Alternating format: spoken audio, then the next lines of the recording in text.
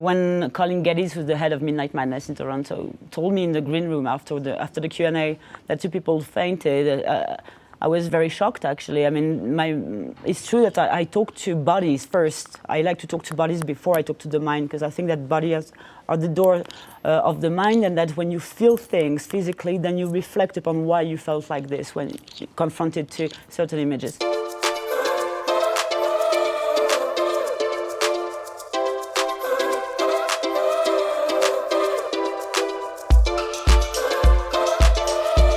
It's the story of Justine, who is a young teenager. She's 16 and she's a gifted child. She graduated early and she's about to come in a prestigious vet school where her parents were as well, and her older sister is also a student, because it's a whole family of veterinarians that are also vegetarians.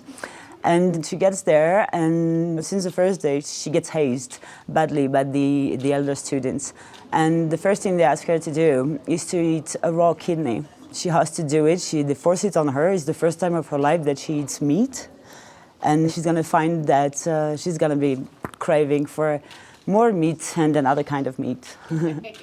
Actually, the short is not a prequel at all. There are 2 different stories.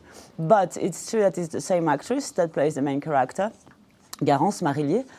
And I gave the same name to my main characters. I like that there is a bond in between my movies, like they are brothers and sisters, if you wish. And also because the name Justine comes from Justine ou les malheurs de la vertu by the Marquis de Sade, which is the story also of a sexual awakening that is linked to body metamorphosing and masochism and pain and everything. It's a hard awakening, let's say, to sexuality. But in the end, she discovers a taste for that in herself. So that's why I called both my characters Justine. But the thing that links both really in terms of themes is that both of them are about body metamorphosis and also about the building of moral identities and the relationship to femininity. It's a discovery of femininity in my characters. I wanted to put my audience in the shoes of someone that they would qualify as inhuman normally. Because I wanted to reflect upon what it is to be human. What does it mean? If you lose a limb, does it make you the same person? Are you still human? Are you the same person as you were before? How does the identities related to the body transformation and stuff like that, you know? And I thought, with being inhuman or human, I thought about the 3 types of humanity: murder, incest, and cannibalism. Cannibalism for me made total sense because, again, it's all about ingesting body and digesting body and puking bodies out and stuff like that. There is a full circulation of life there that is very interesting to me. I wondered why do the people keep qualifying cannibals as being monsters, like they're not real, like they're vampires or werewolves. But cannibals are people just like us. I mean, the difference between you and the cannibal is almost inexistent. You know, you are 2 human beings. And the only thing is that they did and you did not, which is a very thin line, right? And I wanted the audience to explore this dark side of humanity and to stop repressing it and to stop putting it out of humanity by using this word inhuman. Because I think the more you acknowledge this dark side, the more you will be able to grow up as a moral person and as a real human being. Were you at the screenings where people threw up and had to go to the hospital? Yes, it was in Toronto. It's 2 people fainted, I think.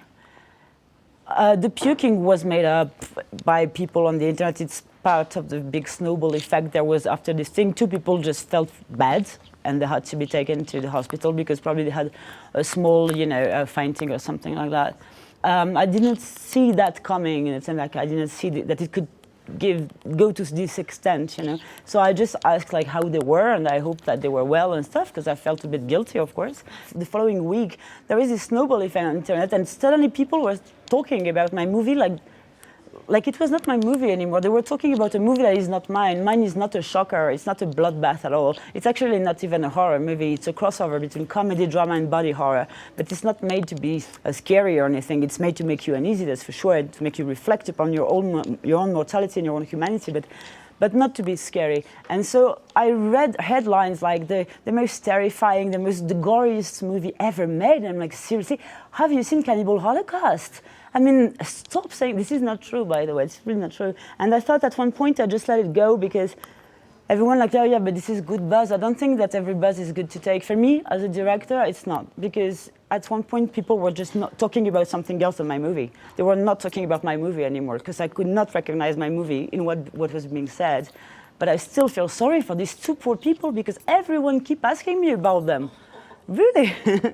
And I should like just tell you like that it was in a room that was filled with 1,200 people and that the 1,198 people were perfectly okay.